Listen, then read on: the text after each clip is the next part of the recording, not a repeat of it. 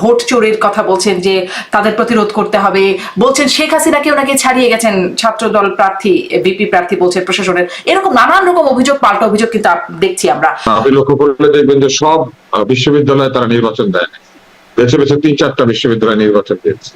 এর নিশ্চয়ই কারণ আছে, চেষ্টা করে। কেন? আমি সেটা মানুষ বুঝতে পারবে, আপনি অপেক্ষা করেন, দেখবেন যে এটা বের হয়ে আসবে। যে এই ঢাকা বিশ্ববিদ্যালয়ের যে পুরো প্রক্টোরিয়াল বডি এবং ভিসি, এরা নিজেরাই তো প্রসেসের মধ্যে দিয়ে আসে না, এদেরকে সরকার বসিয়ে দিয়েছে। জাতীয় নির্বাচনে তো আমরা অনির্বাচিত সরকারের দ্বারাই চাই। না, যে সরকার পালায়ে গেছে, সেই সরকার পালায়ে গেলে অনির্বাচিত সরকার ছাড়া কেমনে আসবে? ওই সরকারকে নির্বাচন দিয়ে ওই সরকার থাকাকালীন তো দাবি ছিল তত্ত্বাবধায়ক সরকারের, তাই না?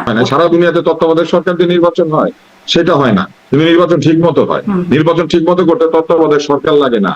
চোর বদমাইশ বাটপার ক্ষমতায় থাকলে নির্বাচন ঠিক। দুঃখের ব্যাপার তো সেটাই যে চোর বদমাইশ বাটপাররাই কেন যেন মানে যখন সরকার বা দলীয় সরকার থাকে তখন কেন জানি সেরকমই একটা পরিস্থিতি তৈরি হয়ে যায়। ওটা হাতের অধিকারের কথা বলে আইসা চুরি বাটপারি করলে তাদেরকে কে বিশ্বাস করবে? আওয়ামী লীগ যে চোর, এইটা হচ্ছে আওয়ামী লীগের প্রথম সমালোচনা। ওটা চুরি করছে, টাকাও চুরি করছে।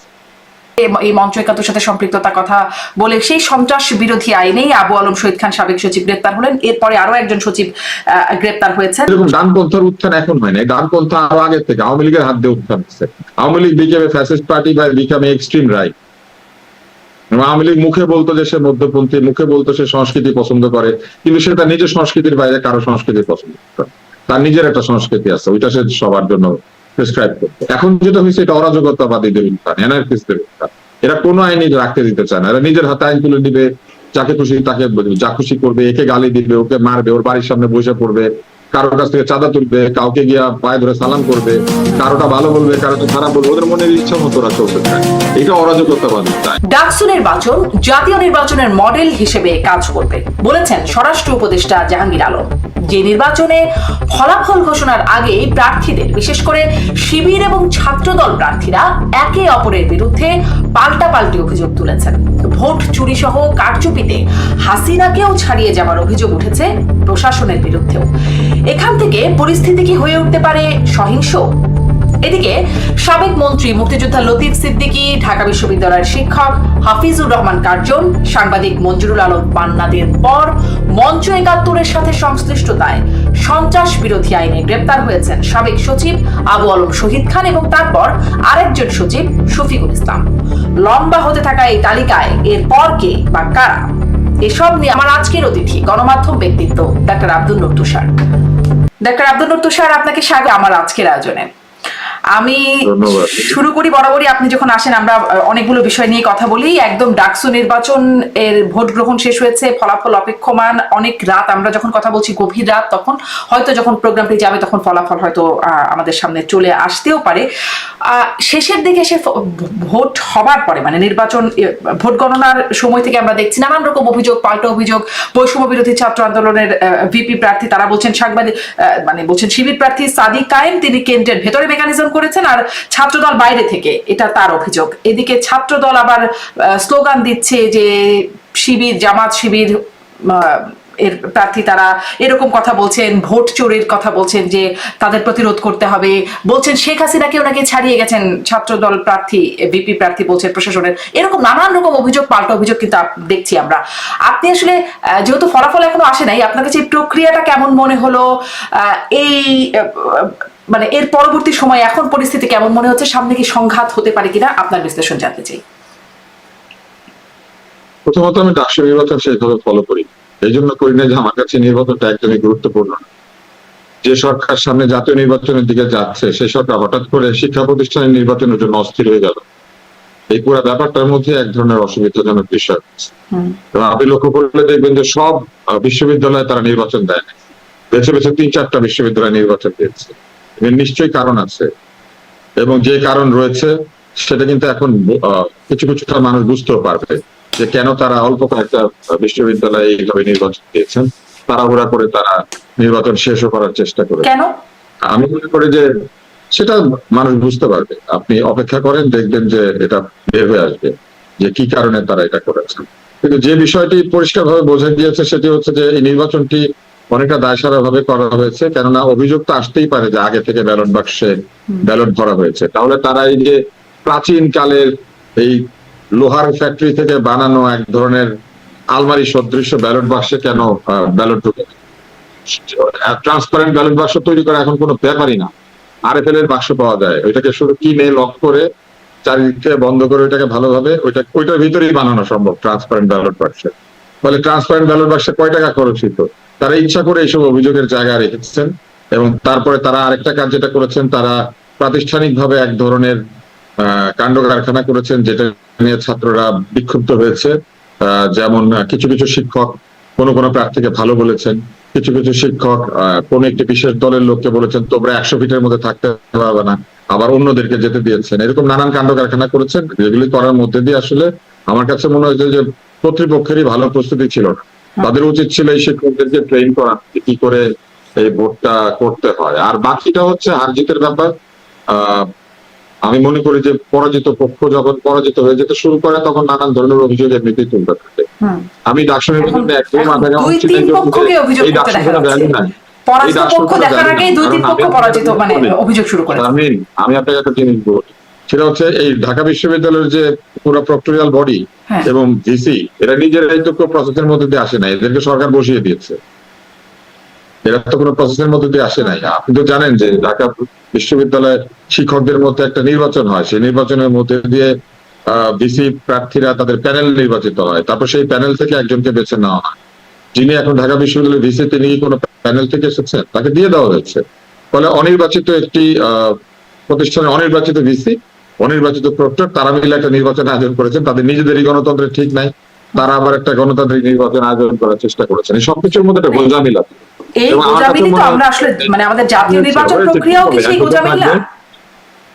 না, কোনটা? মানে আপনি বলছেন অনির্বাচিত প্রশাসন এখন একটা নির্বাচন আয়োজন করছে। আমাদের জাতীয় নির্বাচনের জন্য তো মানে জাতীয় নির্বাচনে তো আমরা অনির্বাচিত সরকারের দ্বারাই চাই। কোনো উপায় নাই, নির্বাচিত সরকার পালায় গেলে কি করবে? আপনি যারা যে নির্বাচিত সরকার বলতেছেন, প্রথমত তারা নির্বাচন করতো না, আমরা তো কোনো সময় চাইছি। না, যে সরকার পালায় গেছে সেই সরকার পালায় গেলে অনির্বাচিত সরকার ছাড়া কেমনে আসবে? ওই সরকারকে নির্বাচন দিয়ে, ওই সরকার থাকাকালীনই তো দাবি ছিল তত্ত্বাবধায়ক সরকারের, তাই না? ওটাই তো মূল দাবি ছিল। ওই সরকার থাকাকালে তত্ত্বাবধায়ক সরকারের দাবির চাইতে যেটা বেশি দাবি ছিল সেটা হচ্ছে নিরপেক্ষ নির্বাচন। ওই সরকার থেকে কিন্তু 3টা নির্বাচন করেছে এবং সেইখানে বিশেষ বিশেষ রাজনৈতিক দল অংশ নিয়েছে। 18তে বিএনপি অংশ নিয়েছে, তার আগেও দলগুলি অংশ নিয়েছে, পরেও দল অংশ নিয়েছে 1টা-2টা। ফলে নির্বাচনটা এমন হয় নাই যে কেউ অংশ নেয় নাই, নিয়েছিল, কিন্তু তারা নির্বাচন করতো না। সবাই জানতো যে নির্বাচনের ফলাফল নির্দিষ্ট। ফলে ওই সরকার তো আসলে নির্বাচন করতো না, ওই সরকার নির্বাচন করতো না, এটা সবাই জানে। ওরা সবসময় অনির্বাচিত ছিল। 2028 নির্বাচনের পর থেকে বাকি যতগুলো নির্বাচন করেছে কোনো নির্বাচনের আগামাথা ছিল না। একটার মধ্যে 153 জন ইলেক্টেড হয়ে গেছে, আরেকটার মধ্যে লোকজনকে ডেকে নিয়ে এসে তারপরে 5টা-6টা সিট ধরাই দিচ্ছে, আরেকটার মধ্যে তো কেউ নির্বাচন করেই নাই, নিজেরা এবং নিজেদের ভাই বোনেরা মিলে নির্বাচন করেছে। আগের সরকার যদি না পলাইতো তাহলে কি সরকার আসতো? এই সরকার আসার পিছনে সম্পূর্ণ দায়িত্ব তো আগের সরকার, পলাই গেছে দেখে। জি, তা তো বটেই, কিন্তু আগের সরকার কে তো আর নির্বাচনকালীন সরকার হিসেবে কেউ চায় নাই, চেয়েছিল সবাই তত্ত্বাবধায়ক সরকারের আমলে। আগের সরকারকে নির্বাচনকালীন সরকার হিসেবে না চাইলে নির্বাচনগুলি কিভাবে হয়েছে? 18 সালে নির্বাচন হয়েছে, সেগুলো তো ঠিক হয় না, আপনিও বলছেন, আমরা জানি। আগের সরকারকে বিশ্বাস করার পরে আগের সরকার প্রতারণা করেছে। আগের সরকার নির্বাচন নিয়ে টাল বাহানা করে নির্বাচনের পুরো পদ্ধতিটাকে নষ্ট করে দিয়ে গণতন্ত্রহীন একটা দেশ কায়েম করেছিল। ফলে তত্ত্বাবধায়ক সরকারের দাবি ছিল গণতন্ত্রে। নির্বাচন ঠিক মতো করলে কে আছে সরকারে, কে জানতে চায়? নির্বাচন ঠিক মতো হলে কি সরকারের তত্ত্বাবধায়ক সরকারের দাবি তো ছিলই না, ডাক্তার আব্দুল নূর সাহেব, ছিল যে ফেরেশতা বসিয়ে দিলেও নির্বাচন সুষ্ঠু হবে না, ফেরেশতা আসলেও। আপনি ভুল করছেন, তত্ত্বাবধায়ক সরকারের কোনো দাবি ছিল না। দাবি ছিল নিরপেক্ষ গ্রহণযোগ্য নির্বাচনের, এবং আরেকটা দাবি ছিল তত্ত্বাবধায়ক সরকার। এই দাবি তো ছিল 14 ইলেকশনের আগেও ছিল। নির্দলীয় নিরপেক্ষ সরকারের এক ধরনের দাবি উঠেছিল, কারণ ওই সরকার পক্ষপাত করছিল। কিন্তু ওই সরকারের অধীনে কি আরো নির্বাচন হয় নাই? রাজনৈতিক দলগুলো তাকে বিশ্বাস করেছিল ওই সরকার একটা প্রতারক সরকার। আমি মাঝে মাঝে লক্ষ্য করি যে সেটি তো বটেই, নির্বাচন সুষ্ঠু হয় নাই 14 নির্বাচনের আগে থেকে, কিন্তু এই নির্দলীয় নিরপেক্ষ সরকারের দাবিটি ছিল। যখন আবার একটু চোর যে ছিল এবং পলাতক যে হয়েছে, এই দুইটা আপনি স্বীকার করেন। হ্যাঁ, তা তো বটেই। তারপরে তো বাকিটা না, তা তো বটেই, তারা তো ঠিকমতো করে নাই। চোর পালিয়ে গেলে আসবে কোথা থেকে? চোর পালানোর পরে যে সরকার এসেছে, এটা তো চোর পালানোর পরের সরকার। জি, এটা চোর পালানোর পরে সরকার। এই সরকার আসার আগে, এই পালানোর আগেও আসলে এই দাবিটি তত্ত্বাবধায়কের দাবি বা নির্দলীয় নিরপেক্ষ দাবি, সেই 14 নির্বাচনের দাবি ছিল। শোনেন, তত্ত্বাবধায়ক সরকার না কোন সরকার, ওইটাতে কিছু আসে যায় না। দাবি ছিল নিরপেক্ষ সঠিক নির্বাচন এই সরকারের আন্ডারে হইলেও যদি নিরপেক্ষ না হয়, মানুষ বলবে নির্বাচন নিরপেক্ষ হয় না। সারা দুনিয়াতে তত্ত্বাবধায়ক সরকার দিয়ে নির্বাচন হয়, সেটা হয় না। কিন্তু নির্বাচন ঠিক মতো হয়। নির্বাচন ঠিক মতো করতে তত্ত্বাবধায়ক সরকার লাগে না, চোর বদমাইশ বাটপার ক্ষমতায় থাকলে নির্বাচন ঠিক। দুঃখের ব্যাপার তো সেটাই যে চোর বদমাইশ বাটপাররাই কেন যেন মানে যখন সরকার বা দলীয় সরকার থাকে তখন কেন জানি সেরকমই একটা পরিস্থিতি তৈরি হয়ে যায়। ওটা হাতের অধিকারের কথা বলে আইসা চুরি বাটপারি করলে তাদেরকে কে বিশ্বাস করবে? ভোটার ভাতের অধিকারের কথা বলেই তো চুরি বাটপারি করেছে, লক্ষ লক্ষ কোটি টাকা আমাদের মতো সাধারণ আমাদের টাকা পয়সা চুরি করেছে। জি, সেটা ঠিক আছে। আমি এবারে আরেকটু আসি যে আপনার কি মনে হয় যে এই পরিস্থিতিকে নিয়ে মানে ডাকসু তো এখনো ফলাফল যেহেতু হয়নি, তারপরে কি একটা সহিংস পরিস্থিতি হতে পারে? এখন যেরকম দেখা যাচ্ছে পরিস্থিতি উত্তপ্ত, পাল্টা অভিযোগ হতে হয়। ডাকসুতে আলাদা করে কি সহিংসতা হবে? এই বিশ্ববিদ্যালয়ে সহিংসতা হয় নাই, পিটায় লোকজন মানে নাই। এই বিশ্ববিদ্যালয়ে আগে পরে সহিংসতা হয়, বিশ্ববিদ্যালয়ের ছেলেপেলেরা বের হয়ে আসা অন্য জায়গা থেকে মবও করে। সুতরাং এইখানে আলাদা করে সহিংসতার কি আছে? পুরো দেশই তো সহিংসতার মধ্যে আছে। আচ্ছা, পুরো দেশ সহিংসতার মধ্যে আছে, এই প্রসঙ্গটা আরেকটু আসবো। কিন্তু স্বরাষ্ট্র উপদেষ্টা বলছেন যে ডাকসু নির্বাচনের মডেলেই জাতীয় নির্বাচন হবে। এটি কি আমাদের জন্য একটা আশার বার্তা নাকি আপনি কেমন? ডাকসু নির্বাচনের মডেলটা কি জিনিস? ডাকসু নির্বাচনের মডেলটা আসলে কি? ডাকসু নির্বাচনের মডেলটা আসলে কি? এটা একটু অনেক ব্যাখ্যা করে বলবে বা আপনি বলতে পারেন। আমি তো ডাকসু নির্বাচনের আলাদা কোনো মডেল দেখি না। ডাকসু তো পিয়ার নাই, ডাকসুতে কি উচ্চ কক্ষ নিম্ন কক্ষ আছে? ডাকসুতে কি পার্সেন্টেজ রিপ্রেজেন্টেশন আছে? ডাকসুতে কি অনিবন্ধিত মানে ডাকসুতে পড়ে না, ঢাকা ইউনিভার্সিটিতে পড়ে না, রেজিস্ট্রেশন নাই, তারা নির্বাচন করতে পারে? সেই নির্বাচন হবে, সেই মডেলে হবে? ওনাদের তো বহু দল আছে, এখন রেজিস্ট্রেশন নাই, বহু প্রার্থী মানে বহু দল আছে যার কোনো প্রার্থী নাই। তো ডাকসু মডেলে নির্বাচন কিভাবে করবে? ডাকসু মডেলে কি পিয়ার হবে? মানে এটার মধ্যে আসলে কোনো অর্থ খুঁজে পান না আপনি? হ্যাঁ, আমি অনেক কিছু অর্থ খুঁজে পাই না, এটা আমারই দুর্বলতা, আমি বুঝি না। এটা তো ধরেন আমার মূর্খতা, আমি বুঝি না বলে ওনাদের কথাবার্তা বোঝা যায় না। ওনারা অত্যন্ত জ্ঞানী, অত্যন্ত মানে আমি মনে করি অত্যন্ত উচ্চ ভাবনা চিন্তার লোক। বিদেশে থেকেছেন অনেকে বিদেশি ডিগ্রি করেছেন, অনেকে বিদেশ থেকে ট্রেনিং নিয়েছেন। বাংলাদেশের পড়ালেখা তো তারা করে না। আমি একজন খুবই নাদান লোক, আমি বিদেশে পড়াশোনা করি না, আমি বাংলাদেশে কিছু পড়াশোনা করেছি। তাহলে আমি কি করে বুঝবো বিদেশে পড়াশোনা করলে বুদ্ধির কি অবস্থা হয়? আচ্ছা, আমরা আসলে মানে পড়াশোনাটা তো আসলে ব্যাপারটা তারা আসলে কি বলছেন আর তার কি সেখান থেকে কি অর্থ বের হচ্ছে, জিনিসটা তো এটাই। কিন্তু আমাদের তো বুঝতে হবে, কারণ আমরা বাংলাদেশের মানুষ, দেশে থেকে বা বাইরে থেকে। পুরস্কার পান, আপনি যদি আগা মাথা যত পুরস্কার আছে সব পান, তাহলেই তো আপনি অনেক কিছু বুঝবেন। পুরস্কার না পাইলে, বিদেশে পড়াশোনা না করলে, বিদেশিদের সাথে ছবি না তুললে আপনার আবার কিসের দাম? আমারই বা কিসের দাম? জি, আসি এবার একটু বিদেশিরা আমার ধরায় না ধরলে আমার কোনো দাম আছে? জি ডাক্তার, বিদেশিরা আমার সাথে হাত না মিলাইলে আমার কোনো দাম আছে? এই বাংলাদেশে বিদেশিদের হাত পা জড়ায় ধরতে পারলেই তো আপনার অনেকের সাথে যাদের ছবি টবি আছে তারাই তো বাংলাদেশ চালাবে। আজকেও চালাবে, কালকেও চালাবে, অতীতেও চালাইতো। আগে সরকারের প্রধানমন্ত্রী গিয়া সেলফি তুলে পোস্টিং, সমস্ত নেতা নেত্রীরা খুশি হয়। এই প্রসঙ্গটা তাহলে একটু আসি। বিদেশিদের হাত পা জড়ায় ধরলে অনেক দাম পাওয়া যায়, বা সে তা না হলে আসলে দাম নাই।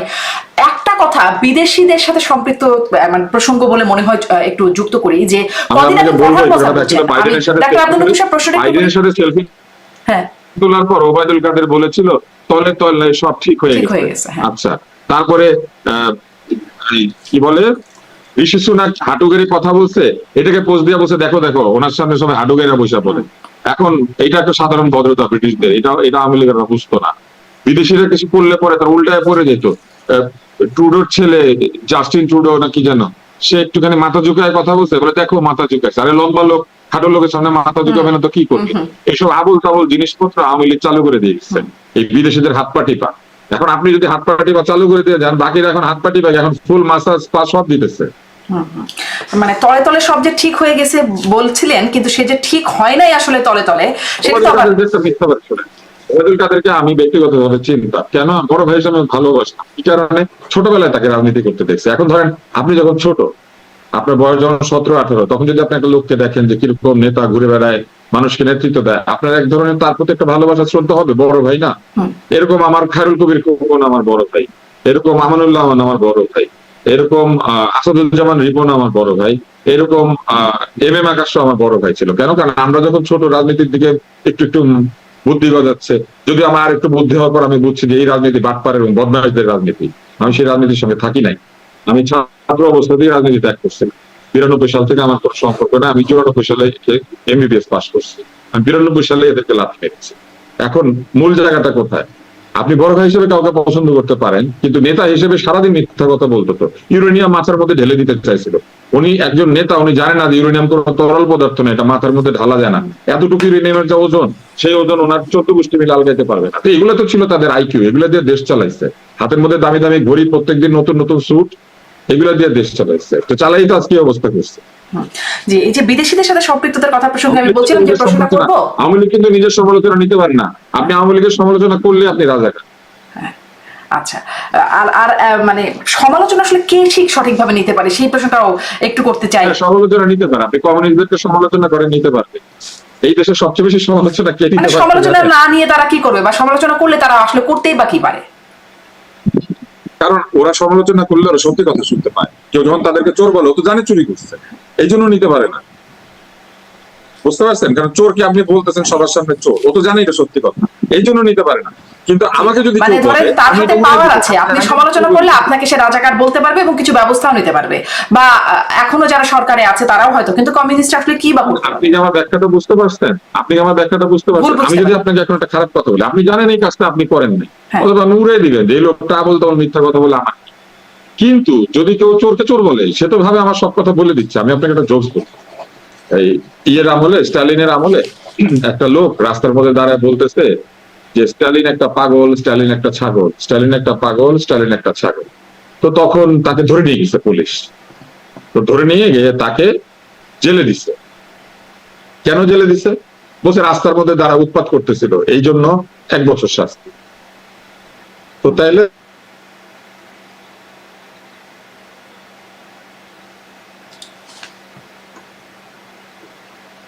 বাকি বলে যে বাকি 10 বছর শাস্তি হচ্ছে রাষ্ট্রীয় গোপন তথ্য ফাঁস করে দিছে। আপনি বুঝতে পারছেন কথা? আচ্ছা, মাঝখানে একটু ফ্রিজ হয়ে গিয়েছিল, মানে 1 বছর সাজা হচ্ছে উৎপাত করছে, আর বাকি 10 বছর হচ্ছে রাষ্ট্রীয়। বলেছে 1 বছর শাস্তি হয়েছে, সে রাস্তায় দাঁড়ায় পাগলামি করতেছিল, সেই জন্য উৎপাত। 10 বছরের সাজা হয়েছে যে সে রাষ্ট্রের গোপন তথ্য ফাঁস করে দিচ্ছে। স্টালিন যে একটা পাগল এবং ছাগল সে বলে দিচ্ছে। তো স্টালিন মাইন্ড করবে না? সত্যি কথা বলে দিচ্ছে তো, এই জন্য 10 বছরের সাজা। চোর বললে সাজা হয়। এখন বর্তমানে আমরা যা দেখছি, আওয়ামী লীগ যে চোর, আওয়ামী লীগ যে চোর, এইটা হচ্ছে আওয়ামী লীগের প্রথম সমালোচনা। ভোটও চুরি করছে, টাকাও চুরি করছে। জি জি, এখন তো মানে খুব ভালোভাবেই বলা যায়, সেটাই তাদেরকে বললে এখন আর কিছু হয় না, কিন্তু সরকারকে সমালোচনা করলে কি কিছু হয়? আমি মানে ওই একটা বিদেশিদের প্রশ্নটা আবার এড়িয়ে গেলাম, আমি পরের প্রশ্নে চলে আসি, যেহেতু এই প্রসঙ্গ চোরকে চোর বললে সাজা বা ব্যবস্থা প্রসঙ্গটি আসলো। আমরা দেখলাম মঞ্চ ৭১, সেখানে লতিফ সিদ্দিকী, আমাদের সাংবাদিক মঞ্জুর আলম পান্না, হাফিজুর রহমান কার্জন, শ্রদ্ধেয় শিক্ষক আমাদের, তারা একের পর এক মানে তারা গ্রেপ্তার হলেন, তারা কারাগারে আছেন, তাদের মানে জামিন হচ্ছে না, রিমান্ডও নাকি হবে বা হয়েছে কিনা আমি এখন অবশ্য সবশেষ খবর জানি না, আবেদন করা হবে এতটুকু পর্যন্ত জানতাম। তারপরে এই মঞ্চ ৭১ সাথে সম্পৃক্ততার কথা বলে সেই সন্ত্রাস বিরোধী আইনেই আবু আলম শহীদ খান সাবেক সচিব গ্রেপ্তার হলেন, এরপরে আরো একজন সচিব গ্রেপ্তার হয়েছেন সন্ত্রাস বিরোধী আইনেই। এরপর কে বা কারা? আমি বলতে পারি না কে বা কারা, কারণ আমার কাছে খুব অবাক লেগেছে যে কামাল হোসেন এবং জেডাই খান নাই, 2 জন সেখানে যাবেন বলেছে, কিন্তু জেডাই খান পান্না যায় নাই। তো তাহলে সন্ত্রাস যদি করে থাকে, সবচেয়ে বড় সন্ত্রাস তো জেডাই খান পান্না নিজেই করেছে। তো সেই লোক তো দেখে আবার বিবৃতি দিচ্ছে। আর কামাল হোসেন সাহেব যাবে বললো কেন মানুষজনকে? এটা তো বলে তিনি আরেকটা খারাপ কাজ করেছে। কামাল হোসেন সাহেব প্রায় এরকম খারাপ কাজ করে। এখন তিনি অসুস্থ হয়েছেন, তাকে অবশ্য না আগে এরকম করে না, উনি অসুস্থ উনি জানে না, তো উনি এখানে যাবে এই কথা বলছে কেন? মানুষজনকে তো ওনার নাম ব্যবহার করে লোক ওরা টাকাটা দিচ্ছে। তার মানে কি, মানে যারা আয়োজক ছিল তাহলে তাদেরকে কেন ধরছে না সরকার, যদি আসলে ধরার মতো কাহিনী থেকে থাকে? তো আমি কি জানি ভাই, এই যে আপনি প্রশ্ন করেন সরকার কেন ধরেন, আপনি সরকারের একটা লোককে প্রশ্ন করেন, সরকারের লোকরা আসলে উত্তর খুব একটা পাই না তাদেরকে ধরার জন্য। আপনারা বিভিন্ন জনের সাথে কথা বলেন, কি ব্যাখ্যা আপনারা দিতে পারেন, কি মনে হয় সেটাই জিজ্ঞেস করেন। আপনি আমাকে জিজ্ঞেস করেন যে সরকার কেন এই কাজটা করে না, সরকার কেন করে না সরকার বলতে পারবে, আমি কেমনে বলতে পারবো? আমি বলতে পারবো আপনার মধ্যে না করাটা কি সঠিক হচ্ছে নাকি ভুল হচ্ছে? না, আমি সঠিক আর ভুলও বলতে পারবো না। সরকার অনেক কিছু করে, অনেক কিছু করে না। সরকার কোন কাজ কেন করে এটা সরকার ছাড়া কেউ জানে। কারণ আপনি দেখবেন যে একই সরকার এক জায়গাতে একরকম আচরণ করে, আরেক জায়গাতে আরেক রকম আচরণ করে। এই জিনিসটাই তো মানুষজনকে দ্বিধাদ্বন্দ্বে ফেলে দিয়েছে যে আসলে তারা কোনটা আসলে তারা করে বা কোনটা করতে চায়, কোনটা করতে চায় না। কেউ তো বলতে পারে না। যেমন আমি আপনাকে ছোট্ট উদাহরণ দিই, একদল লোক গিয়ে একটা আবৃত্তির অনুষ্ঠান বন্ধ করে দিয়েছে।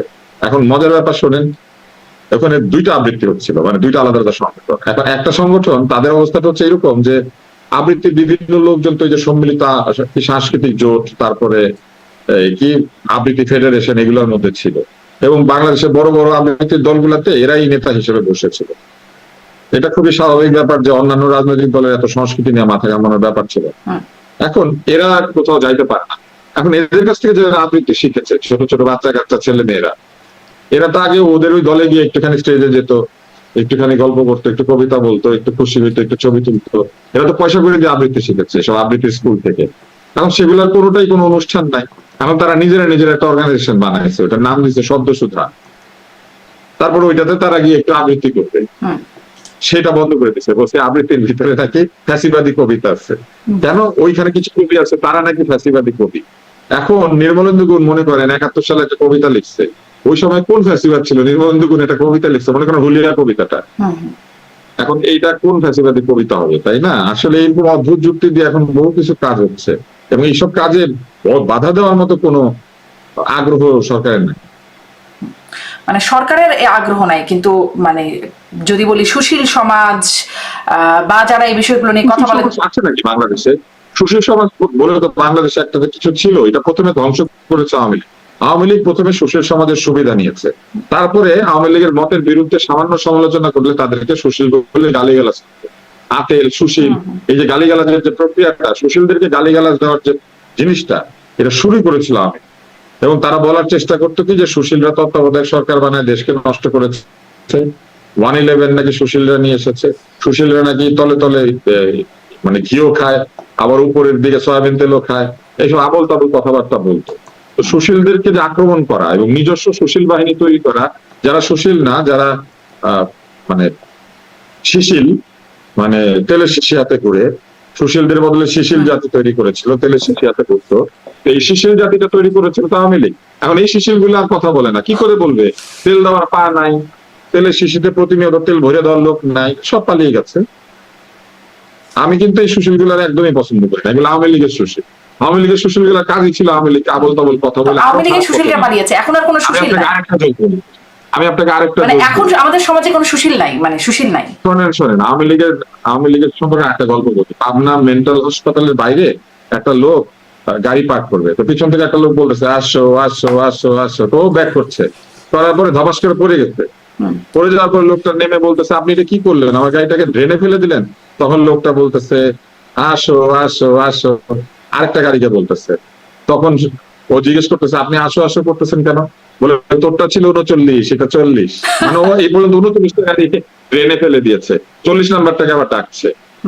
বুঝতে পেরেছেন? আওয়ামী লীগের সুশীল গুলা 39 বার আওয়ামী লীগের গর্তে ফেলা, 40 বার ফেলেছে, কারণ এরা তো তেল দেওয়া ছাড়া কিছু করে নাই, ওরা আওয়ামী লীগের সমালোচনা করতো। জি, আচ্ছা, আওয়ামী লীগের সুশীলরা গেল, এখনো কি কোনো সুশীল নাই? আপনি কি মিউট হয়ে গেছেন নাকি? আপনাকে আমি শুনতে পাচ্ছি না। বলতে দিত না কেন? আল মাহমুদ তাদের দলের কবি না। এই ধরনের একটা কবি, যার কবিতা কিনা বাংলাদেশের সেরা কবি, আওয়ামী লীগটাই কাজ করেছিল। সুশীল সমাজকে বিভক্ত করে, রাজনৈতিক ভাবে তাদেরকে আলাদা করে, সুশীল সমাজের মধ্যে নিজেদের লোকজন তৈরি করে সুশীল সমাজটাকে নষ্ট করেছিল আওয়ামী লীগ। কি নষ্ট করে? মানে কবি, সাংবাদিক, সংস্কৃতি কর্মী সবই তাদের হতে হবে, অথবা তারা ওই যে আপনি বলছিলেন রাজাকার? না, সবই তাদের হতে হবে না, তাদের হওয়াইতে হবে, এবং যারা তাদের হবে না তাদেরকে তারা স্বীকার করতো না যে তারা সুশীল, তাদেরকে জায়গা দিত না, তাদেরকে কোনো জায়গায় কথা বলতে দিত না। তো সেই আওয়ামী সুশীলদের মানে সুশীলদের কি হলো? তারাও হয়তো পালিয়ে গেছে কিনা? এখন যারা কথা বলছেন, আমি এটা একটু আমাকে বলেন। ডাক্তার আব্দুল লতিফ স্যার, পদলেহন করলে কিছু পেত, এই পদলেহন করার বিনিময়ে তারা কিছু পেত। এখন পাওয়ার লোক নাই, দেওয়ার লোক নাই, সুশীলদের মুখ বন্ধ। আচ্ছা, মানে শিশিল, আপনি যাদেরকে আসলে শিশিল বলে আখ্যায়িত করছিলেন তারা শিশিল, আমি এদেরকে শিশিল বলি, কারণ এদের দুই পকেটে তেলের শিশি নিয়ে ঘোরা, সেই শিশিলরা এখন বন্ধ করে রেখেছে তাদের সেই শিশিলের ব্যবসা। কিন্তু এখন যারা তখন সমালোচনা করার যে সমস্যা ছিল, এখন আমি আসলে যে প্রসঙ্গটা নিয়ে তুলছিলাম যে মঞ্চ 71-এর সাথে সম্পৃক্ত সবাই, আপনি বলছেন আয়োজকদের কিছু হচ্ছে না, বাকিদেরকে জেলে ভরছে, মানে কারোর কি কিছু হওয়া উচিত? তাদেরকেও কি জেলে ভরা উচিত নাকি? আসলে ব্যাপারটা আমি এটার উত্তর দিয়েছি, আমি এই প্রশ্নটার উত্তর দিচ্ছি, এটা নিয়ে আমি আলোচনা করতে আর আগ্রহী। মানে তাহলে কি মানে তাদের নিয়তিটা কি বলে আপনার মনে হয়? তারা কি জেলে যারা আগে ছিলেন তাদের মধ্যে জেলে থাকবে এরকমই মনে হচ্ছে? বিচার আদালত যদি ঠিক থাকে তাহলে কোনটা সত্য কোনটা মিথ্যা সেটা তো বের হবে, তাই না? বিচার এবং আদালতকে প্রমাণ করতে হবে বিচারের মধ্যে দিয়ে যে তারা সুবিচার দিচ্ছে। সুবিচার না হইলে মানুষ বুঝে, ভুয়া মামলা হইলেও মানুষ বুঝে। মানুষের সেন্স তো আর কমন সেন্স, এটাকে তো আপনি সরাই নিতে পারবেন না। মানুষ বুঝে না এটা ভাবার তো কোনো কারণ নাই। এনসাইক্লোপিডিয়া ব্রিটানিকা একটা খুব সুন্দর কথা আছে যে পৃথিবীর মানুষের সবচেয়ে পাওয়া যায় মানে মানুষের যে সাধারণ বুদ্ধি এটাকে বলে কমন সেন্স, কিন্তু এখানে বলা আছে যে কমন সেন্স হচ্ছে পৃথিবীর সবচেয়ে রেয়ার সেন্স। এই এই যে সাধারণ বোধ বুদ্ধি এটাই পৃথিবীতে খুঁজে পাওয়া যায় না। এবং মানুষ আরেকটা কথা বলে, মানে যাদের উইজডম আছে তারা বলে যে ক্ষমতায় গেলে এই কমন সেন্স একদম হারিয়ে যায়। জি, তো এখন কমন সেন্স হারিয়ে গেছে। কাকে ধরবে কাকে ধরবে না এই ব্যাখ্যাটা আসলে সরকারের। মানুষ তো দেখতে পায় কোনটা সত্য কোনটা মিথ্যা। আপনি তো ঢেকে রাখতে পারবেন। আওয়ামী লীগকে ঢেকে রাখতে পেরেছিল যে তারা চুরি করে, কেউ কি ঢেকে রাখতে পেরেছে তার অপরাধ? এটা পারে না। সুতরাং অপরাধের কোনটা অপরাধ না, কোনটার জন্য কি শাস্তি হওয়া উচিত এগুলো তো মানুষ বুঝে। আপনি যতই ক্ষমতা থেকে যাই করেন না কেন, কোনটা অন্যায় হচ্ছে আর কোনটা ন্যায় হচ্ছে এটা প্রশ্ন করে জানার কিছু নাই। আপনি নিজের বুদ্ধি দিয়ে বলা যাবে না যে কোনটা অন্যায় হচ্ছে নিজের কোনটা বুদ্ধি ন্যায় দিয়ে হচ্ছে। বিচার করেন না। আমি মনে করেন আপনার ইন্টারভিউটা নিচ্ছি, আপনি বলেন আপনার এটা ভালো লাগছে, আপনার কি মনে হয় এটা দেখে? না কারণ আমিও এটার বাইরে ছিলাম, আমি বাইরে থেকে দেখছি, তাই না? আমি তো ওখানে যাইনি। আমি আসলে যদি আপনি আমাকে প্রশ্নটা করেন, আমার মনে হয় যে আমি স্পষ্ট হতে পারছি না যে তাদের অপরাধটা কি। তাদের মানে তাদের তো বলতে হবে সন্ত্রাস বিরোধী। আমি তো স্পষ্ট হই নাই, আমি কেমনে স্পষ্ট হব? আমিও হই নাই, জাতীয় স্পষ্ট হয় নাই। স্পষ্ট করার দায়িত্ব কার? আচ্ছা, আপনি বলেন। তাহলে যেগুলো চোখের সামনে স্পষ্ট দেখা যাচ্ছে সেখানে সরকার আসলে ব্যবস্থা নিতে পারছে না, কিন্তু যেগুলো অস্পষ্ট ধোঁয়াটে কারণে সরকার গ্রেপ্তার করছে, তাহলে এটার জন্য কি মানে এটা এই বিষয়ে একটা বক্তব্য বিবৃতি বা কিছু তো একটা বলার থাকা দরকার নাকি? আপনি ফেডারেশন গুলোর নাম জানেন না? এতগুলো যে ফেডারেশন পালতো আওয়ামী লীগ, ওই ফেডারেশন গুলোর নেতা নেত্রীদেরকে ডাকে এনে একদিন জিজ্ঞেস করেন। এই শিশিলদেরকে ডাকেন না। এই শিশিলরাই তো আওয়ামী লীগকে ভর্তি পালাইছে। কারণ সারাদিন তালি দিত, আসো আসো আসো 39 40, সারাদিন তালি দিত। এখন কি কোনো শিশিল আছে? এখন কি সব শিশিলরা শেষ হয়ে গেছে নাকি এখনো শিশিল আছে? বাদর নাচে যে বাদরটা তালি দিতে থাকে না, এরকম বাদর নাচ করছে। তালি দিত আর খালি তালি দিত, যাই করে তালি দিত, তালি দিতে দিতে ফালে দিচ্ছে। ডাক্তার আব্দুর রফ তুষার, এখন কি কোনো তালি দেওয়া শিশিল আছে নাকি সব শেষ? এখন তো সুশীল সমাজ না। কোথায় সুশীল? মানে শিশিল সমাজ আছে কিনা আপনার ভাষায়? শিশিল সমাজ সবসময় থাকে, শিশিল সমাজ গজায় যায়। কারণ শিশিল সমাজ ছাড়া তো ক্ষমতার কাছ থেকে কিছু আদায় করা যায়। ক্ষমতার কাজই হচ্ছে ক্ষমতার পা দেখা যায়, ক্ষমতার হাত দেখা যায় হচ্ছে নির্যাতনে, পা দেখা যায় হচ্ছে তেল দেওয়ার জন্য। ক্ষমতার হাত আর পাই দেখা যায় দুইটা। হাত হচ্ছে মানুষের উপর নির্যাতন করে, ক্ষমতার লম্বা হাত বলে না, আর পা হচ্ছে এটা গেড়ে বসে থাকে, উঠবে না, সে ক্ষমতার চেয়ারে বসে থাকবে। চারটা হচ্ছে চেয়ারের পা, দুইটা হচ্ছে নিজের পা, 6 পা নিয়ে বসে। এখন এই 6 পায়ের মধ্যে 2 পায়ের মধ্যে তেল দিলে ক্ষমতা আহু করে, যে তেল দেয় তারা কিছু দিয়ে দেয়। সেরকম তৈলজীবী এখনো আছে, আপনি চারদিকে তাকালে দেখতে পাবেন।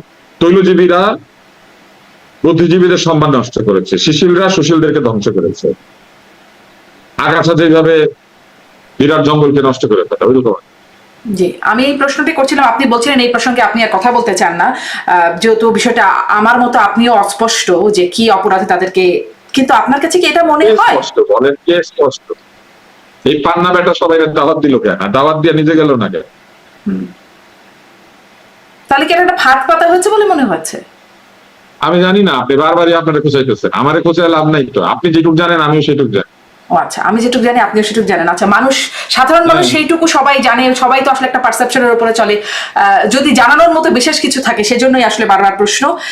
আচ্ছা, এটা যদি আপনি আর এই বিষয়ে বলতে না চান তাহলে আমার প্রশ্নটা তাহলে রয়ে গেল যে আসলে এরপর কে বা এরপর কারা আরো আছে কিনা, তালিকাটা আরো লম্বা হবে কিনা সেটি আমাদের জানা নাই। তাহলে একটা ঘটনা আর একটা মাঝখানে দেখলাম যে এনিবডি ক্যান বি, বিকজ ওইখানে তো কেন কাকে কি জন্য ধরতেছে কেউ তো জানে না।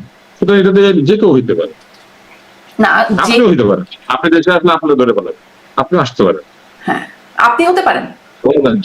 হ্যাঁ, হইতে পারে না, ধরার জন্য কোনো কারণ লাগে না। শিশিলরা তো আর হবে না, তারা তো নিশ্চয়ই আশেপাশে জিজ্ঞেস করলে আমাকে শোনেন, এরপরে কি আমাকে জিজ্ঞেস করলে আমার একটা টিয়া পাখি পালতে হবে, তারপরে কাগজ রাখতে হবে, তবে টিয়া পাখিটা হাঁটতে হাঁটতে যাবে, যাওয়ার পর টিয়া পাখি একটা নাম তুলবে, আমি বলবো এইটা। এছাড়া তার কারো পক্ষে বলা সম্ভব না কে ধরা পড়তেছে। সরকার নিশ্চয়ই টিয়া পাখি দিয়ে কাজটা করাচ্ছে না।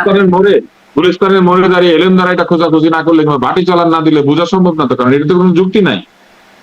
না, কিন্তু এটার তো একটা নিশ্চয়ই ট্রেন্ড আছে। সরকার তো নিশ্চয়ই টিয়া পাখি দিয়ে নাম উঠিয়ে উঠিয়ে জেলখানায় ঢুকাচ্ছে না। আল্লাহ জানে, আমরা তো জানি না। আপনি জানেন? না, আমি জানি না। আপনি আমার বারবার মুখে বলাতে চাচ্ছেন, আপনি খুঁজে বের করেন না টিয়া পাখি। আমার আসলে সেই খুঁজে বের করার সামর্থ্য নেই ডাক্তার আব্দুল নূর তুষার। এর মাঝখানে আরেকটা ঘটনা দেখলাম যে কাদের সিদ্দিকীর বাসায় টাঙ্গাইলে তার বাড়িতে হামলা হলো, তারপর তিনি একটা সমাবেশ ডাকলেন, তারপরে সেখানে ছাত্রদেরও কোন একটা সংঘ যেন সমাবেশ ডাকলো, এবং তারপর সেখানে 144 ধারা জারি হলো টাঙ্গাইলে। কাদের সিদ্দিকী বললেন মুক্তিযোদ্ধাদের সমাবেশে 144 ধারা জারি করা হলো বা করতে দেওয়া হলো না, এটা একটা নজির সৃষ্টি হলো, এরকম একটা কথা তিনি বলেছেন। একটু আপনার কাছে এই ঘটনাটাকে কি মনে হয় যে পাল্টাপাল্টি? কারণ আওয়ামী লীগের সময়, আপনি আওয়ামী লীগের কথা বলছেন, আওয়ামী লীগের সময় আমরা দেখতাম যে যখন বিএনপি একটা সমাবেশ বা কিছু একটা বিক্ষোভ টিক্ষোভ দিত, তখন দেখা যেত আওয়ামী লীগও পাশাপাশি দিত, পুলিশ বলতো কেউই অনুমতি পেল না। সেরকমই কি কোনো খেলা এখনো চলছে? আমি আসলে জানি না, আমি জানি না কাদের সিদ্দিকী হঠাৎ করে কেনই বা একটা সমাবেশ ডাকবেন, কেনই বা সেখানে 144 তার বাড়িতে হামলার জন্য আসলে মানে এই কাদের সিদ্দিকীর দল আছে না, সেই দল কি এই ঐক্যমত্য দাওয়াত পাইছে? ওনার আগে গিয়ে মিটিং করছে? তারা তো আমার জানা নেই, আপনি জানতে পারেন, আপনি জানতে পারেন। হ্যাঁ, না, কাদের সিদ্দিকী তো জানেন। ওনারা দল আছে না গামছা পার্টি, উনি একটা গামছা পার্টি করছে না? গামছা পার্টি কোনো তো দাওয়াত পাইছে না? কাদের সিদ্দিকী জান না ঐক্যমত কমিশনে, সেটা আমি মানে ওনাকে দাওয়াত দিচ্ছে, মানে ওনাকে দাওয়াত দিচ্ছে। তো এই সরকার ওনারা রাজনীতিবিদ মনে করে না, উনি মিটিং করতে গেছে। উনি তো আসলে ধরেন এই যে আমি এত রাত আমার খিদা লাগছে, আমি খাই নাই, আপনাদের সামনে বসে কলা খাচ্ছি। আচ্ছা, খান দর্শক নিশ্চয়ই এটা দেখবে। এটা নিশ্চয়ই খুব একটা খেতে খেতে কথা যদি বলতে পারেন কথা বলেন, কোনো সমস্যা নাই, কথা বলতে পারলেই হলো আর কি। তো মানে আপনি এটিকে কি মনে করেন যে এই মুক্তিযোদ্ধাদের সমাবেশটা যে হলো না বা হতে দেওয়া হলো না, 144 ধারা জারি করা হলো, এটিকে আসলে কেমন হলো? আমি জানি না, আপনি বারবারই আমাকে জিজ্ঞেস করেন পুলিশ কি করছে, আমি জানবো, আমি কেমনে জানি? আপনি আসলে কি জানেন ডাক্তার আব্দুল নূর তুষার, সেটাই বলেন আজকে। আমি জানি না, আমি তো আপনার মতো ইনভেস্টিগেটিভ জার্নালিজম করি না। আমিও ইনভেস্টিগেটিভ জার্নালিজম করি না। না, কেন 144 ধারা জারি করছে আপনি আমাকে জিজ্ঞেস করেন? আমি 144 ধারা জারি করছে কিনা এটা জিজ্ঞাসা করছি না কিন্তু ডাক্তার আব্দুল নূর তুষার, আমি আপনাকে জিজ্ঞাসা করছি যে বিষয়টা কেমন হলো। 144 ধারা পুলিশ মনে করেছে জারি করার দরকার, জারি করেছে। 144 ধারা সরকার যে কোনো কারণে জারি করতে পারে, 144 ধারা সরকার যে কোনো কারণে জারি করতে পারে, এটার জন্য কিন্তু কোনো কিছু লাগে না। সরকার যদি মনে করে ওই জায়গাতে একটু গন্ডগোল হবে, বলে দিতে পারে 144 ধারা ডিসি জারি করতে পারে, এটার জন্য কোনো কারণ লাগে না। আমাদের দেশে যেসব আইন কানুন আছে সেগুলো খুব জনবান্ধব, খুব জনবান্ধব না, এগুলো ব্রিটিশ আমলে তৈরি করা, ব্রিটিশ আমলের আইনই। আপনি কি জানেন ব্রিটিশ আমলে 144 ধারা জারি করলে কি হইতো? কি হতো? ব্রিটিশ আমলে 144 ধারা জারি করলে যেখানে 144 ধারা হইতো, ওইখানে সাধারণ মানে ভারতীয় জনগণ হাইটে যেতে পারতো না, হামাগুড়ি দিয়ে যাইতো, সোজা দাঁড়ায় 2 পা দিয়ে হাঁটতে দিত না। এবং এটা আছে কেওজ অফ এন এম্পায়ার নামে একটা বই আছে, খুঁজে বের করলে দেখবেন। কেওজ অফ দ্য এম্পায়ারের মধ্যে একদম রাইটাররা লিখে দিছে কোথায় কত তারিখে কিভাবে এই ব্রিটিশ পুলিশ সাধারণ ভারতীয় জনগণকে, তখন তো আমরা সবাই ভারতীয় জনগণ ছিল, কিভাবে হাঁটু গেরা রাস্তা দিয়ে ক্রল করে যাইতে বাধ্য করতো 144 ধারা জারি করতে। সেইগুলো তো এই আইন, এগুলো কি হাজার মানে 100 বছর ধরে এই আইন পাল্টেছে না, সেইভাবে ইচ্ছা করলে জারি করতে হবে, মনে হইলো জারি করলো, এটার জন্য কোনো কিছু লাগে। জি, মনে হলো জারি করলো, কিন্তু জারি করার পরে যেটা যেরকম দেখলাম আমরা, মানে সমাবেশটা আসলে হতে পারলো না, মুক্তিযোদ্ধাদেরকে সমাবেশ ডাকা হয়েছিল সেটি হতে পারলো না, এটিকে একটা মানে কেমন বার্তা দিল বা এটিকে একটা ভালো নজির সৃষ্টি হলো? আমাকে একটা জিনিস বলেন, এখানে আরেকটা ঝামেলা আছে, রাজনৈতিক দল জনসমাবেশ না ডাকে আলাদা করে শুধু মুক্তিযোদ্ধা সমাবেশ ডাকে, এরা সবাই বয়স্ক মানুষ, এখন কি মুক্তিযোদ্ধারা সব তরুণ, এরা কি জেনজি? না, এদেরকে ডাকে আনার এত চেষ্টা কেন? এরা এখন যারা মুক্তিযোদ্ধা আছেন তারা সম্মান নিবেন এবং তারা তাদের পলিসি দিবেন বা তারা তাদের মতামত দিবেন, আপনি আলাদা করে জনসভা ডাকতেছেন। মানে তিনি একটা প্রতিবাদ করতে চাচ্ছেন। কাদের সেদিকে জনতা নাই, উনি জনতাকে ডাকতে পারে না। তো মুক্তিযোদ্ধাদের ডাকলে সমস্যা কি? সমস্যা আছে না, জনতা আমার কাছে কোনো সমস্যা নাই, কিন্তু আলাদা করে ডাইকা না আপনি সুযোগ দিতেছেন কেন সবগুলার একসাথে ধরার জন্য? আপনার মনে হয় যে এরকম সবগুলো একসাথে আসলে সবগুলোকে একসাথে ধরার মতো একটা প্রক্রিয়া চলবে? আমার মনে হয় না, আপনি বারবার আমাকে জিজ্ঞেস করেন, আমার মনে হয় না, আপনার কি মনে হয়? এই জিজ্ঞাসা করার জন্যই আপনাকে গভীর রাতে প্রশ্নেরই ধারা বদলাইতে হবে আপনাকে। আপনি বারবার বলতে থাকেন আপনার কি মনে, আপনি কি জানেন, আমি কিছু জানি না। তাহলে কি আপনাকে দেখাটাই ভুল হয়েছে ডাক্তার আব্দুল নূর তুষার? আপনি অনেক কিছু জানেন, আপনি অনেক কিছু বিশ্লেষণ করতে পারেন বলে আপনার বিশ্লেষণগুলো এটা বদলাইতে হবে। কারণ আপনি আমাকে বারবার জানতে চাচ্ছেন এটা কেন করছে, ওইটা কেন করছে, কে কোনটা কেন করছে আমি কেন বলবো? না, কে কোনটা কেন এরকম বলতে করেছে পারে। সেটি আমার প্রশ্ন না ডাক্তার আব্দুল লতিফ সাহেব, আপনি একটু খেয়াল করে আমার প্রশ্নগুলো শুনে আমি বলছি এই বিষয়টা কেমন হলো, এটা কেমন বার্তা যাচ্ছে, এটা নিয়ে আপনার বিশ্লেষণ কি, এই হচ্ছে আমার প্রশ্ন। আচ্ছা, একটু আগে আমি আপনাকে কমন সেন্স নিয়ে গল্প বলছি, আপনি কি চান এখন আমি আবার কমন সেন্স নিয়ে গল্প বলি? আপনার যতটুকু কমন সেন্স আমারও ততটুকু কমন সেন্স। জি, সেই কমন সেন্স গুলো শেয়ার করেন, সেই কমন সেন্স গুলো শেয়ার করেন। প্রশ্ন করার তো কিছু নাই, যে প্রশ্নের উত্তর সবাই জানে, এটা এত কষ্ট করে প্রশ্ন করতে হয়? আপনার সাথে আমার এখন তর্ক হইতেছে। আমার মনে হয় না আসলে আমরা সবাই এই প্রশ্নগুলোর উত্তর একই ভাবে জানি, এক একজন এক এক রকম ভাবে জানে, সেজন্য আমি আসলে জানি না, আমি বলছি আমি বলেছি আমি জানি না। হ্যাঁ, আচ্ছা, আপনি এটি জানেন না। আপনি কি এই বিষয়টি একটু বলতে আগ্রহী হবেন যে মানে আমাদের আইন শৃঙ্খলা পরিস্থিতি একটু খারাপের দিকে বলেছেন আমাদের স্বরাষ্ট্র উপদেষ্টা আর কি সম্প্রতি মবের ঘটনা প্রসঙ্গে তাকে। না, একটু খারাপের দিকে না, আইনশৃঙ্খলা পরিস্থিতি অনেক খারাপ, এটা উনি বললেই হবে না। যেমন এটা আমরা দেখতে পাচ্ছি, এটা আমি যে জনগণ, এটা আমি মন্তব্য করতে পারি, কারণ আমি তো জনগণ, আমি তো রাস্তায় থাকি, আমি তো দেখি, আমি তো প্রতিদিন দেখতে পাই, শুনতে পাই, কিন্তু এটা আমি এটার মধ্যে বাস করি। সুতরাং উনি যদি বলে একটু উন্নতির দিকে একটু অবনতির দিকে, এগুলা কিছুই না, অনেক খারাপ আইন শৃঙ্খলা পরিস্থিতি। জি, মানে সেখানে ফেসবুক খুলেন, আপনি ফেসবুক খুললে প্রতিদিন চিন্তায় রাহাজানি, মানুষ মানুষকে পিটাচ্ছে, মারতেছে, এইসব ভিডিও আসতেছে, এগুলা কোত্থেকে আসে, তাই না? ওই 5ই আগস্টের সময় বা জুলাই মাসে যেমন ভিডিও আসছে, আমরা সেই ভিডিও যেমন বিশ্বাস করছি, এই ভিডিও বিশ্বাস করি, তো সকল ভিডিওই তো বিশ্বাস করতে হবে। তাহলে সেই ভিডিও বিশ্বাস করলে তো একটা একটা সরকার যারা 12 মাসের বেশি ক্ষমতায় আছে এখন, তারা যদি আইন শৃঙ্খলা পরিস্থিতির উন্নতি করতে না পারে, সেটা তো দেখা যাচ্ছে। আইন শৃঙ্খলা পরিস্থিতি একটু খারাপের দিকে অবশ্য তিনি বলছেন, আপনি বলছেন অনেক বেশ খারাপের খারাপ, দিকে না, অনেক খারাপ, অনেক খারাপ। অনেক খারাপ, জি, অনেক। কিন্তু এই অনেক খারাপ পরিস্থিতিতে যেমন ধরেন যেই প্রসঙ্গটি আপনি মন্তব্য করতে চাইলেন না, সেরকম খুঁজে খুঁজে সন্ত্রাস বিরোধী আইনে গ্রেপ্তার করা চাইলাম হচ্ছে। না, আমি যেটা জানি না সেটা আচ্ছা, আপনি আপনাকে জানেন না বলছি, বলে, কিন্তু সেখানে খুঁজে খুঁজে গ্রেপ্তার করা হচ্ছে সন্ত্রাস বিরোধী আইনে। অন্যদিকে এই যে আপনি বলছেন যে এখানে পিটিয়ে মারা হচ্ছে, ওখানে নানান রকম মব দেখা হচ্ছে, বিশেষ করে বাজারগুলোতে। নাকি কেউ কি পলায় ছিল? হ্যাঁ। যারা গ্রেপ্তার হয়েছে কেউ কি পলাতক ছিল? খুঁজতে হয় নাই, খুঁজে খুঁজে কাউকে গ্রেপ্তার করছে, যাকে চাইতেছে তাকে। কিন্তু ওই তো একটা নির্দিষ্ট আইনে যাকে তাকে তার মবের মানে মবকারী হিসেবে ধরছে না, সন্ত্রাস বিরোধী আইনে ধরছে তাদেরকে। আমার প্রশ্নটা হচ্ছে তাদেরকে এভাবে এটা থেকে নড়তে পারতেছেন না আপনি, এটা ছাড়া আর কোনো বিষয় না। না, আমার বিষয় আছে, আমার প্রশ্নটা আপনি শোনেন। তাদেরকে ধরা যাচ্ছে, কিন্তু এই যে মাজারে হামলা হচ্ছে বা দরবার শরীফে হামলা হচ্ছে, একের পর এক মব হচ্ছে। 7 জন না 9 জনকে মাজারে হামলার জন্য ধরেছে, কিন্তু মাজারে যখন হামলা হচ্ছে তখন কেউ বাধা দেয় না। তো বিষয়টা এরকম যে আগে করে ফেলো, হ্যাঁ আগে করে ফেলো তারপরে ধরো, তো এটা তো আসলে অর্থহীন হয়ে যায়। হ্যাঁ, তো আমার প্রশ্নটা এখানেই যে এখানে কেন আসলে এভাবে ধরতে পারছে না, এটা কি আপনার কিছু মনে হয় যে এখানেও কোনো পারছে না, সীমাবদ্ধতা নাকি উদ্দেশ্য? এইটা আবার বলতে পারবে পুলিশের, তো আপনি বারবারই বলেন কেন ধরতে পারছে না, কেন ধরতে পারছে না, আমি কেমনে বলবো? পুলিশের কি আপনি আমাকে বলেন, ধরেন আজকে সকালে কেন আপনি ডিম ভাজতে পারেন না, আমি কেমনে বলবো? বিষয়টা তেমন না মোটেই ডাক্তার আব্দুল লতিফ স্যার। এই প্রশ্নগুলোই এখন বারবার জিজ্ঞাসিত হচ্ছে যে এটা কি পুলিশের সীমাবদ্ধতা নাকি পুলিশের। আমি জানি না কেন, why and how, that is two different question. কেন ধরছে না এটা যে ধরছে না সে বলতে পারবে, আমি কেমনে বলবো কেন ধরছে না? আমারটা তো হবে স্পেকুলেশন।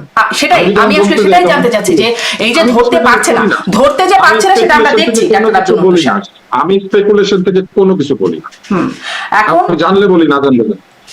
যে সেটাই কেন ধরছে, আপনার কি মনে হয় এটা কি সীমাবদ্ধতা নাকি এখানে কেন ধরছে না এটার উত্তর দিবে স্বরাষ্ট্রমন্ত্রী। কেন তিনি দিচ্ছেন না? তিনি তো আসলে কিছু খারাপের দিকে আমি বলতে পারি উনি ধরে না, আমি বলতে পারি উনি ধরে না, সেটা আপনিও বলতে পারেন উনি ধরে না।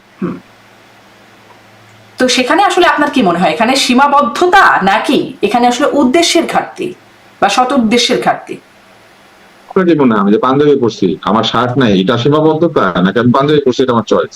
এটা আমি বলতে পারি এটা আপনার চয়েস। হ্যাঁ, আপনি বললেন কিন্তু এটা তো সত্যি না হইতে পারে, আমার শার্ট নাই আসলে। না, আমি জানি, এটা আমি জানি ডাক্তার আব্দুল লতিফ স্যার, এটা একদম স্বাভাবিকভাবে সবাই জানে। আপনার মতো অবস্থা সম্পন্ন মানুষের শার্ট থাকে, পাঞ্জাবিও থাকে। জানেন দেখে উত্তর দিচ্ছেন, আপনি জানেন দেখে উত্তর দিচ্ছেন, আমি এরকম জানলে উত্তর দেই, না দিলে আমি এরকম আপনার মতোই বলি। যেটা আচ্ছা, আপনি জানেন না যে সরকারের মানে আইন শৃঙ্খলা বাহিনীর সীমাবদ্ধতা নাকি উদ্দেশ্যের ঘাটতি, এই বিষয়ে আপনার কোনোই ধারণা নাই? না, এটা কি আমরা আমি আইন শৃঙ্খলা বাহিনীর সাথে কাজ করি, ওনাদের বন্ধুকে গুলি আছে নাকি নাই আমি জানি। আচ্ছা, মানে আসলে সীমাবদ্ধতা নাকি আসলে তাদের সতীর্থ মানে ইচ্ছার অভাব, এই বিষয়ে আপনার কোনো ধারণা নেই, এই বিষয়ে আপনি আসলে বলতে পারবেন না। সম্পর্কে আমার এই ধারণা নেই, কারণ এই ধারণা থাকতে গেলে you have to be transparent, আপনাকে কথা বলতে হবে, আপনাকে এমন ভাবে কাজ করতে হবে যেটা লোকে বুঝতে পারে। বুঝতে না পারলে আমি আন্দাজে কল্পনা করে কেমনে বলবো? এখানে এখন আমরা আরেকটা প্রসঙ্গে একটু যাই। মির্জা ফখরুল ইসলাম আলমগীর বলছেন ডানপন্থা, মাঝখানে বেশ কয়েকবার আপনি এটা নিশ্চয়ই শুনেছেন যে ডানপন্থা, উগ্রপন্থা, দক্ষিণপন্থার বিস্তার হচ্ছে বা উত্থান হচ্ছে, এরকম প্রসঙ্গে মির্জা ফখরুল ইসলাম আলমগীর বেশ কয়েকবার বলছেন। এখানে আসলে এই যে সম্প্রতি ঘটনাগুলো দেখা যাচ্ছে, সেটা কি তার কোনো প্রতিফলন বলে মনে করেন? এই ডানপন্থা দক্ষিণপন্থার উত্থান বলে মনে করেন? ডানপন্থার উত্থান বলে শব্দ আসলে আমি কোনো কিছু দেখি না। এখানে ডানপন্থার উত্থান হয় না, এখানে অরাজকবাদী যারা এনার্কিস্ট তাদের উত্থান হয়েছে। ডানপন্থীরা কি আইন কানুন মানে না? পৃথিবী যেখানে যাবেন বরং তারা কঠোর কঠোর আইন করতে হবে। ডানপন্থীরা মূলত আইনের মাধ্যমে, কঠোর কঠোর আইনের মাধ্যমে এক ধরনের তীব্র সংখ্যার জোরে অথবা তাদের দলের জোরে তারা দেশ শাসন করতে চায়, এবং ডানপন্থাই এক পর্যায়ে গিয়ে ফ্যাসিস্ট হয়ে যায়। অতএব আওয়ামী লীগ যেটা করেছিল, আওয়ামী লীগ তো উগ্র ডান দলে পরিণত হয়েছিল, আওয়ামী লীগ তো মাঝখানে ছিল না। তো সেরকম ডানপন্থার উত্থান এখন হয় না, ডানপন্থা আরো আগের থেকে আওয়ামী লীগের হাত দিয়ে উত্থান হচ্ছে। আওয়ামী লীগ বিকেমে ফ্যাসিস্ট পার্টি বা বিকামে এক্সট্রিম রাইট। আওয়ামী লীগ মুখে বলতো যে সে মধ্যপন্থী, মুখে বলতো সে সংস্কৃতি পছন্দ করে, কিন্তু সে তার নিজের সংস্কৃতির বাইরে কারো সংস্কৃতি পছন্দ করে। তার নিজের একটা সংস্কৃতি আছে, ওইটা সে সবার জন্য প্রেসক্রাইব করতো। তো সেই রকম ডানপন্থার উত্থান অনেক দিন থেকে হয়েছে, কিন্তু এখন যেটা হয়েছে এটা অরাজকতাবাদীদের উত্থান, এনার্কিস্টদের উত্থান। এরা কোনো আইনি রাখতে দিতে চায় না, এরা নিজের হাতে আইন তুলে দিবে, যাকে খুশি তাকে যা খুশি করবে, একে গালি দিবে, ওকে মারবে, ওর বাড়ির সামনে বসে পড়বে, কারোর কাছ থেকে চাঁদা তুলবে, কাউকে গিয়া পায়ে ধরে সালাম করবে, কারোটা ভালো বলবে, কারোটা খারাপ বলবে, ওদের মনের ইচ্ছা মতো ওরা চলতে চায়। এটা অরাজকতাবাদী, এটা হচ্ছে এনার্কিস্ট। সেই অরাজকতাবাদী মানে এটির একটা বিস্তার আপনি দেখতে পাচ্ছেন।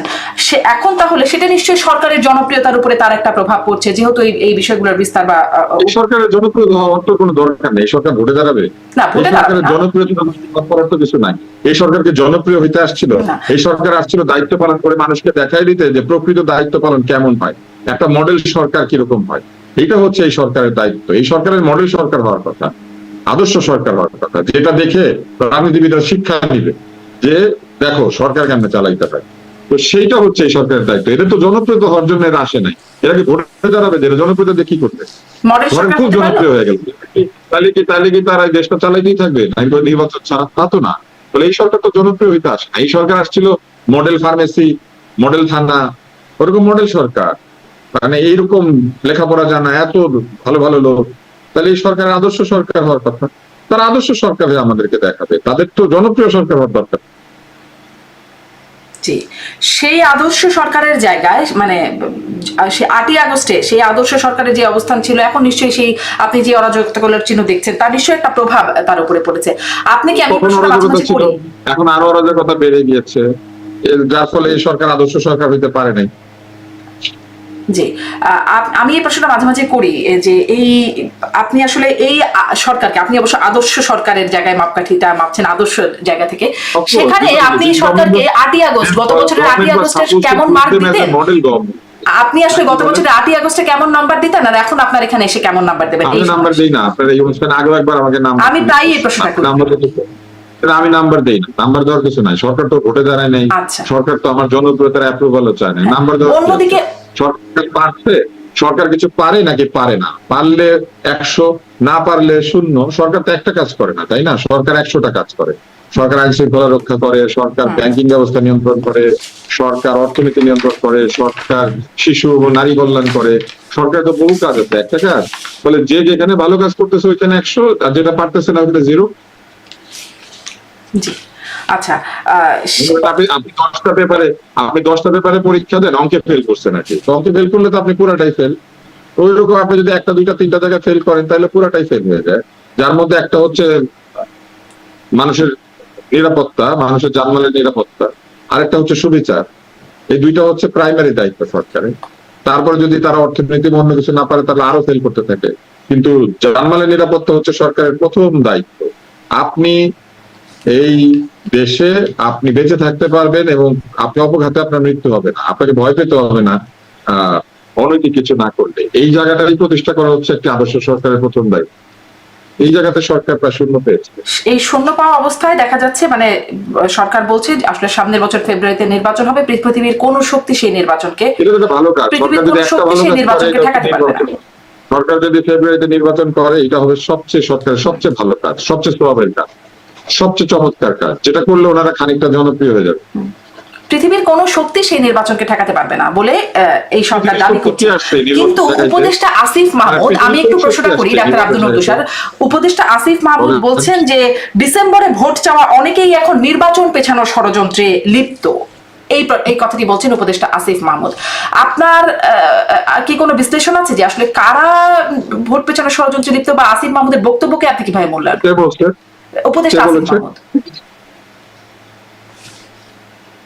ডিসেম্বরে যে ভোট চেয়েছে সেখানে নির্বাচন পিছাতে চাবে, সেটা আগেই ভোট চেয়েছে।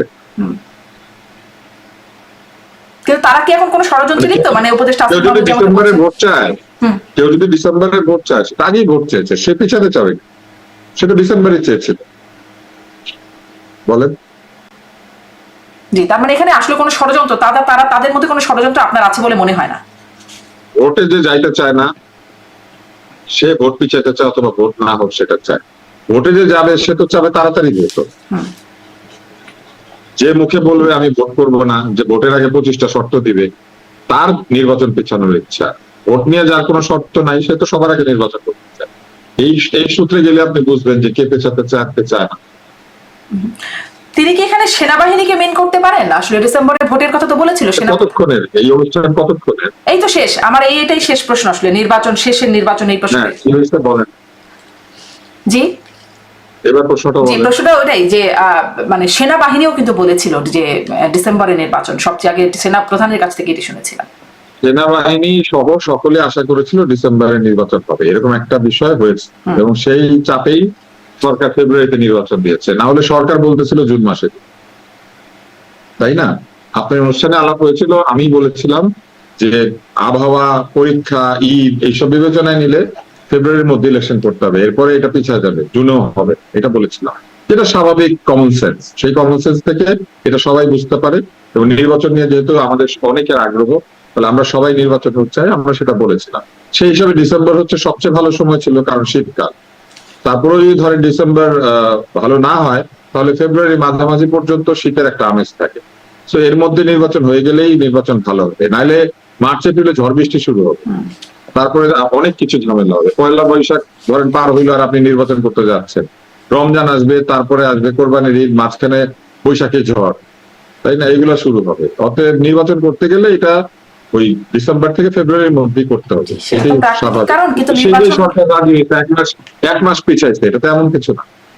ডিসেম্বর থেকে ফেব্রুয়ারি ষড়যন্ত্র করছেন বলে যে অভিযোগ উঠছে, সেটি আসলে কাদের বিরুদ্ধে অভিযোগ হতে পারে সেটির সম্পর্কে কোনো মানে বিশ্লেষণ আছে কিনা, সেটি ছিল প্রশ্ন। নির্বাচন পিছানোর ষড়যন্ত্র তো কেউ করছে বলে আমার কাছে মনে হচ্ছে না। নির্বাচন যাতে না হয় সেই ষড়যন্ত্র কেউ করতে পারে, পিছায় তো কোনো লাভ নেই। মনে করেন নির্বাচন, মনে করেন আপনি একটা টেলিভিশন কিনবেন, তো এটা আপনি এখন না কিনে 2 মাস পরে কিনছেন, তো পিছায় কি লাভ হলো? 2 মাস টিভি দেখলেন না, এই তো। ফলে নির্বাচন পিছায় কারো লাভ হবে না, নির্বাচন বন্ধ করলে কারো লাভ হতে পারে। কেউ যদি ষড়যন্ত্র করে সে পিছাতে চাইবে কেন? পিছালে সে জিতবে, ব্যাপারটা তা না। কেউ যদি চায় সে নির্বাচন বন্ধ করতে চাবে, ষড়যন্ত্র আল্লাহরা নির্বাচন বন্ধ করতে চাবে, তারা নির্বাচন পিছাতে চাবে, পিছালে তো হবে জিনিসটা। আওয়ামী লীগের কি নির্বাচন বন্ধ করার কোনো ষড়যন্ত্র থাকতে পারে? এটাও দাবি করা হচ্ছে যে লোক মনে করেন, যে লোকের বিশ্বকাপে খেলার যোগ্যতা নাই, বাংলাদেশ মনে করেন বিশ্বকাপ বানচাল করার চেষ্টা করতেছে, ব্যাপারটা এরকম হয়ে গেল না? বাংলাদেশ বিশ্বকাপের চান্সই পাবে না, কিন্তু বাংলাদেশ বিশ্বকাপ বানচাল করে দিবে, ব্যাপারটা এরকম হয়ে গেল না? আওয়ামী লীগের নিজের কোনো ঠিক নাই, নেতা নেত্রীরা দেশে নাই, আওয়ামী লীগের লোকজন কোথাও দাঁড়াইতে পারে না, আওয়ামী লীগ নির্বাচন বানচাল করতে চায়। কি কারণে? নির্বাচনে সে অংশই নিতে পারবে না, এটা বানচাল করলে কি আর না করলে কি? ও কি পিছালে পরে অংশ নিতে পারবে? আওয়ামী লীগের এখন কি অবস্থা আপনি দেখেন, আওয়ামী লীগ কোথা থেকে এটা বানচাল? তারপরে এই যে অভিযোগ তোলা হয় নির্বাচন বানচালে ভারত থেকে আওয়ামী লীগ ষড়যন্ত্র করছে, নির্বাচন হইলে কি আওয়ামী লীগের ক্ষতি হবে? কোন নির্বাচন যদি হয়ে যায়, জি সেটি তো প্রশ্ন। না হইলেও যে কোনো লাভ হবে, না হইলেও কি আওয়ামী লীগের লাভ হবে, আর হইলে কি আওয়ামী লীগের লাভ হবে? কোনোটাতে আওয়ামী লীগের লাভ হবে না। নির্বাচনের সাথে তার সম্পর্কই নাই, তার নিজের নিবন্ধন নিয়ে টানাটানি, তার নিজের রাজনৈতিক দলের অস্তিত্ব নিয়ে টানাটানি। সে নির্বাচন হইলে কি না হইলেই, তার মানে নির্বাচন বানচালে আওয়ামী লীগের ষড়যন্ত্র, এই বিষয়টির খুব একটা ভিত্তি নাই। না, এগুলো হইলো কেউ না কেউ বানচাল করতে হবে, না কাউকে না কাউকে শত্রু বলতে হবে। এখন ধরেন আপনার পরাজিত শত্রু, সে যেহেতু এখানে উপস্থিত নাই, বলে একটা কিছু বললেই তো হয় বলে। কিন্তু আসলে যারা নির্বাচন পিছাতে চাবে বা পিছাতে চাবে না, এদের নির্বাচনের সঙ্গে এদের ক্ষমতার কোনো সম্পর্ক থাকতে হবে, নাইলে সে পিছায় দিবে। অনেক ধন্যবাদ ডাক্তার আব্দুল এবং তুষার। কেউ যদি নির্বাচন পিছালে কেউ যদি জিততে পারে কিংবা নির্বাচন না হইলে কেউ যদি ক্ষমতার সুধা পান করতে পারে, তারা চাবে। এটা তো আওয়ামী লীগের চাওয়া না চাওয়ার কথা না। জি, আওয়ামী লীগ এখানে সিনের বাইরে। আপনার এই আওয়ামী লীগ বিশ্লেষণ নাই তো দেশে। আওয়ামী লীগ কোথায়? আওয়ামী লীগ পালাই গেছে একবার, আমরা বলতেছি, আবার বলতেছে আওয়ামী লীগ ষড়যন্ত্র। পালানো লোক ষড়যন্ত্র করবে কেন? জি, অনেক ধন্যবাদ ডাক্তার আব্দুল তুষার। আমরা যখন প্রোগ্রামটি করছি তখন আসলে অনেক রাত, আপনি ক্ষুধায় কাতর অবস্থায় কথা বলছেন, এজন্য হয়তো অনেক প্রশ্ন আপনি উত্তর দিতে আমি কোনো কিছু অনেক প্রশ্ন যেটা উত্তর দিই না সেটা উত্তর দিব না। কিছু কিছু প্রশ্ন মানে সাথে ক্ষুধার কোনো সম্পর্ক নাই।